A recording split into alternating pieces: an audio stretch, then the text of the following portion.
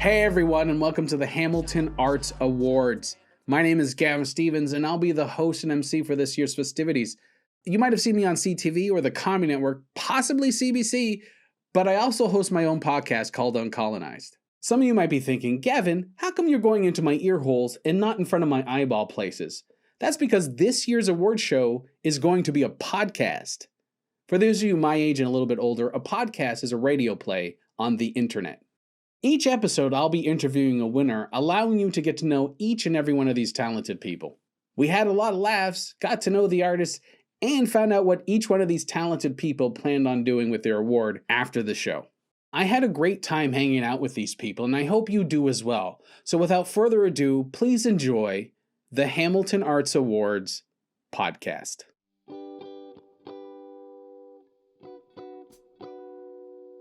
Janet Rogers is a Mohawk Tuscarora writer from the Six Nations territory of the Grand River, where she operates the Ojitsto publishing label. Janet works in page poetry, spoken word performance poetry, video poetry, and recorded poetry with music. She is a radio broadcaster, documentary producer, and media and sound artist. Over the past 11 months, Janet has been the Mabel Pugh Taylor Artist in Residence, a joint effort with McMaster University and HPL. The Arts Awards are pleased to have commissioned a series of recordings from Janet that will appear in each episode of our podcast series. Surprise! Surprise me. I beg you.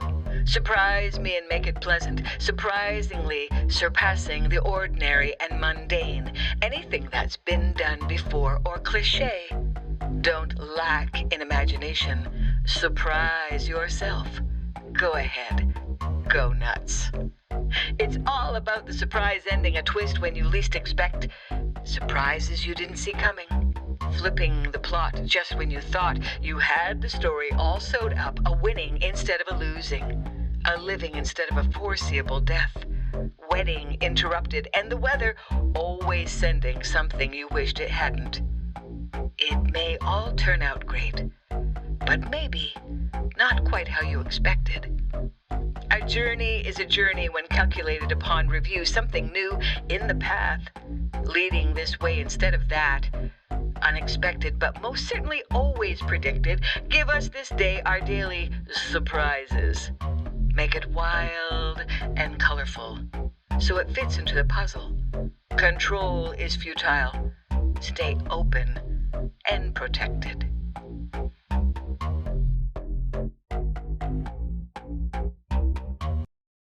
Now please welcome Ward 2 Councillor Jason Farr on behalf of the City of Hamilton. Hi, it's Ward 2 Councillor Jason Farr. Happy to be part of this virtual event and be part of art support since becoming a councillor, really. There's been no shortage of motions that I feel have demonstrated you have our support on council. Recently, as part of the Task Force on Recovery, we moved to pay musicians wages for all city parties and events, and we're going to seek to move more towards supporting every arts sector, and that's part of our approved mandate with the Arts Advisory Council, myself and Councillor Danko representing there. Arts and culture are among the 4 pillars of economic development. I'm so glad that it's not just me, but all of council and the mayor who have that as our mandate. We continue to get through this, and we will get through this, and we're joining you in coming up with ways to get arts thriving again before this thing ends even. So we're working on that stuff now. So to our emerging artists, may all your names be big soon. To every nominee and winner, thanks for the invaluable ongoing contributions to the city.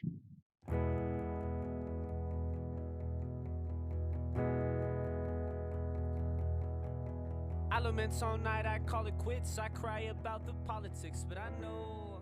What have I learned about myself during COVID? If this was the robot or zombie apocalypse, I would last maybe 5 or 6 months, right? Like, first of all, I'm really good under pressure, especially like improvising plans. I can change on a moment. I don't trust the government, so that's like, 3 or 4 months right there.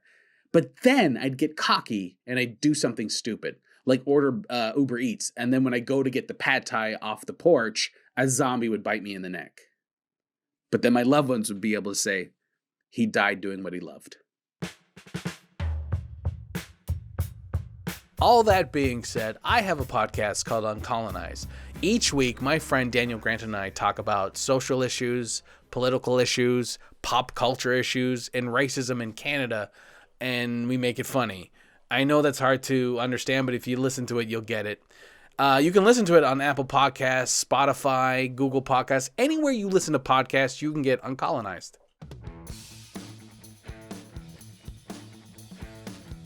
Olivia Brower is a mixed media painter, printmaker, and sculptor. Brouwer translates her own partial blindness into art that raises awareness around visual impairment. So my name is Olivia Brower, but that's my maiden name. I go by it just because of just what I've done in the past. I've kind of started making a name for myself before I got married, but my married name is Pito. So I have that on my Facebook, and then my Instagram is Brouwer. Just so in case anybody's confused by that. Um, and my medium, I typically go with painting. I love to oil paint, but I'm kind of doing mixed media right now. I went to school for painting and printmaking.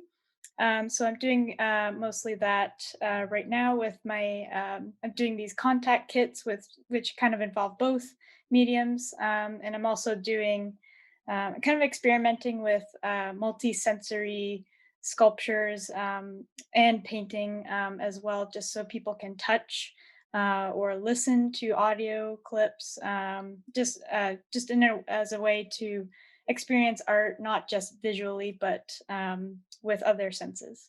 How did you know you wanted to become an artist? I always wanted to be an artist. My family's kind of creative. My parents really supported me in that. My mom went to school for illustration, so I kind of had that support from her. And yeah, that's it. Just seemed like the only thing that I really wanted to do. And yeah, I didn't really want to try anything else. But um, it's hard to support yourself just solely as an artist. So I'm also an administrator at a church I go to, but just to keep up with money and to help support myself as an artist. But just getting grants and awards also helps. And residencies, I'm also working in a residency right now. Everyone I've interviewed so far, they all struggle somewhat financially, but there's the passion to create. I think that's the important thing. Is that's what connects everybody.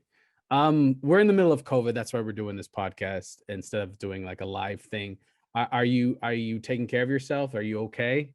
Yeah, I feel more anxious occasionally than usual. I think there's just maybe a bit of pressure on myself just to make more work just because I'm at home more often. But I think other than that, I'm okay. Just like, yeah, just some hurdles with like maybe confidence or yeah, just making more than I want to than I can handle, I guess.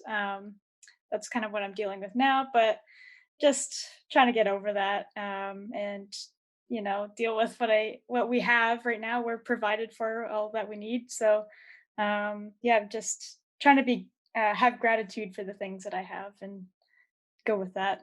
Keep going with that. What do you miss most pre-COVID? Just seeing people, going to art shows. Yeah, just yeah, being in person and doing things.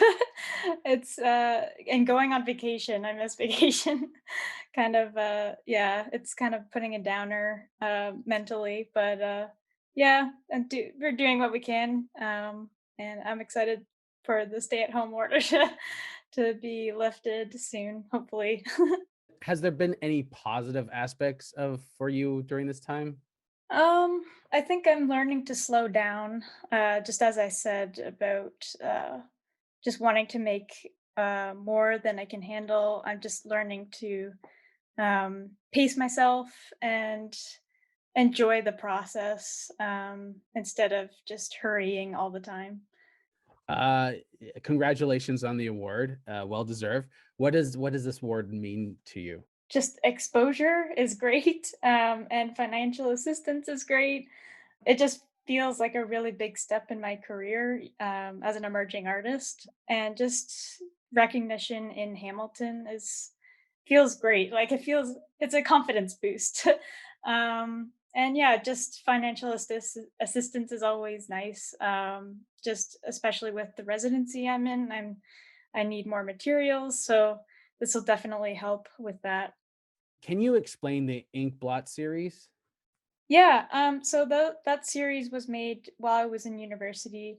It started just as I kind of was dealing with the subject matter of blindness. I am partially blind in one eye, and I've always been since a young age. It was kind of a rare virus that happened to me, and then it's just permanently damaged. So I had some self confidence issues about talking about it, and then I just started making work about it just so that I could build confidence talking about it. And they're all just abstract um, representations of fungi. So it's all macro shots. So it's kind of hard to distinguish what it is. But there is some kind of representation behind it, even though it's abstract. So I'm just curious how people interpret things when they're faced with something abstract or something they might not recognize right away, and just how they interpret that, what their perception is of what they take out of it, um, and that in that way, it's kind of they're kind of blind to something that's representational that I'm represent using as a representation, but it's abstract. If that makes sense. No, I read about it and I saw the images. I was fascinated, and like it feels like a science experiment in a way. It feels like you're like just doing some sort of like focus testing group with people. It was very fascinating. Did you find doing the series as cathartic as you intended it to be? I think so. It definitely made me more confident talking about my blindness, and it made me feel not to belittle people, but it just made me feel more uneven ground because people couldn't recognize what it was, and they kind of got like some natural. Oh, well, this looks kind of like a natural organic thing, but it just made me feel like, oh, like we're all like blind to this thing, and I'm not the only one that's experiencing this. So I guess it was they were all kind of like different styles almost, where I had ideas of different ways of interpreting the abstraction, just in the approach of painting it. Um, so it was kind of fun and experimental that way. And yeah, I think it was a good stepping stone, I think, to where I am now. And I'm kind of going back to that subject matter in what I'm making now, just a bit more like practical and more multisensory. What are you doing now? What is it? What are you working on now? So I'm making a bunch of things, but mostly I'm making these. They're called contact kits. So I'm making these little paintings, and they're kind of this similar abstract idea. They're kind of organic shapes, but they're abstract, and they include like these braille tabs that come off of a veil that's kind of on top of the painting. Then these tabs go into a book that I made, and then people can translate or decode the braille into English. So it's meant for people who are blind and sighted, to just experience visual art. And the painting is also tactile, so you can touch and kind of interpret it the way you feel you understand it. So yeah, it's I'm trying to make work that's accessible to people who are visually impaired and also who can see. It seems so complicated, but like kind of obvious at the same time. How do you come up with that? Took a couple of years, I think. It just started with the ink blot paintings, and then over time, the next series after the ink blots was kind of exploring my spiritual. I'm Christian, so I kind of talk about ways that I and some people can be spiritually blind, but That was kind of a side project. It was more of a personal thing. But eventually, after that, I was like, oh, how can blind people like see visual art, because art is mostly visual. So it just made me think of different ways of just experiencing art. It took about maybe a year to fully conceptualize the contact kits. I made a couple samples and proposals, and then it finally came out when I got the residencies. So I'm really happy about what came out about, and how it's working out. Do you feel the art scene in Hamilton has become more inclusive in part because of your work? That might be too much, but it kind of feels like that's the direction you're heading in. Is that If you're talking about accessibility, I think there's always ways that we can improve on accessibility. I think we're still very much just visual art all the time. I know it's hard to adapt, and people might not always want to adapt to a more accessible approach to their work. Uh, and with the I'm noticing more in the art world, as mostly in Toronto, or like close by anyway, there's more call for entries for people who are who identify as disabled. um, and even with the LGBTQ community too, like that's become more um, popular, or and even the indigenous community as well. Like the art world's opening up to these minority groups, and I think that's important. And hopefully we can include people with disabilities as well. I'm kind of just getting the ball rolling on it a bit, and hopefully people can get influenced by it. yeah, is there a Hamilton artist who has shed a light on an issue or perspective you haven't noticed or understood before? There is one artist that inspired me to make the work that I'm making now, but he's not from Hamilton. He's a Vancouver artist, so Canadian, but his name is Carmen Papalia.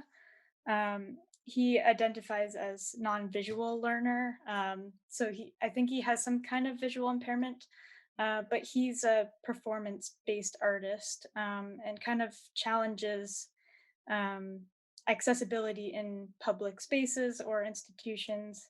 And there was this one project he worked on in the Guggenheim, where he just had some volunteers guide people who are closing their eyes just to feel the Guggenheim, just the space around them.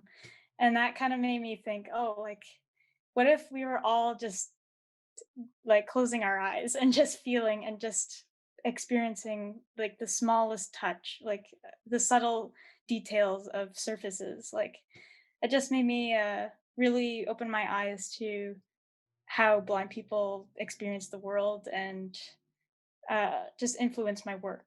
The questions are gonna get lighter from here, so if you could have dinner with any artist, from any time period, who would it be? Oh man.